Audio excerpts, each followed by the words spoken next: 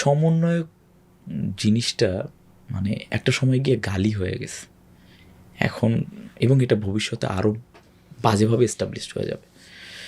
বৈষম্যবিরোধী ছাত্র আন্দোলনের মজার ব্যাপার কি জানেন, যে বৈষম্যবিরোধী ছাত্র আন্দোলনের লিখিত মানে জুলাইয়ের পরে হওয়া কেন্দ্রীয় নির্বাহী কমিটি, জেলা কমিটি, মহানগর কমিটি বা কোনো কমিটিতে বা কোনো সেলে আমি নাই।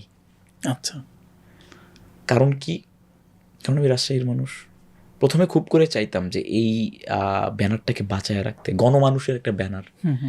তো বৈষম্যবিরোধী ছাত্র আন্দোলনকে যেভাবে রেসপেক্ট করতো মানুষ, আমি খুব করে চাইতাম যে এই ব্যানারে ঢুকতে। তো আনফর্চুনেটলি তখন যারা নেতৃত্বে আছে তারা কি মনে করে যেন মানে ব্যানারটাকে নিজেদের কুক্ষিগত করে রাখছে। এবং আমি ওই সাবেক সমন্বয়ক, বিশ্ববিদ্যালয়ের সমন্বয়ক, ওইটাই আমার পরিচয় ছিল।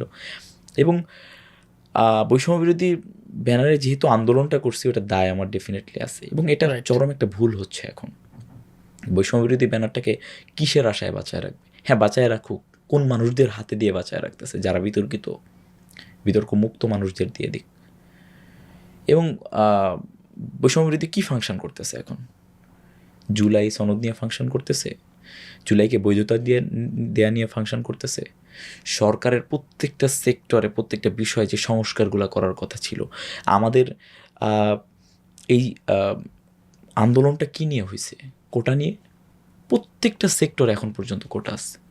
বিজ্ঞান কোটা চালু করছে, আপনার বিশ্ববিদ্যালয়গুলোতে পোষ্য কোটা আছে, এগুলো নিয়ে কথা বলতেছে।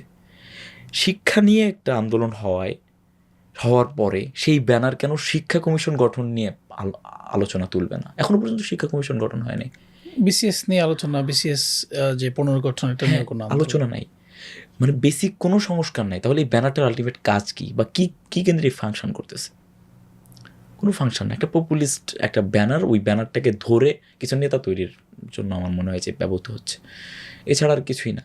কারণ বৈষম্যবিরোধী এখন আমার মনে হয় না যে আর কোনো কাজে দিবে। কারণ এখন যারা এই বৈষম্যবিরোধী থেকে পরবর্তীতে যারা থানা, জেলা, মহানগর কমিটিতে গেছে, সীমাহীন চাঁদাবাজি করছে, সীমাহীন দুর্নীতির সাথে জড়িত।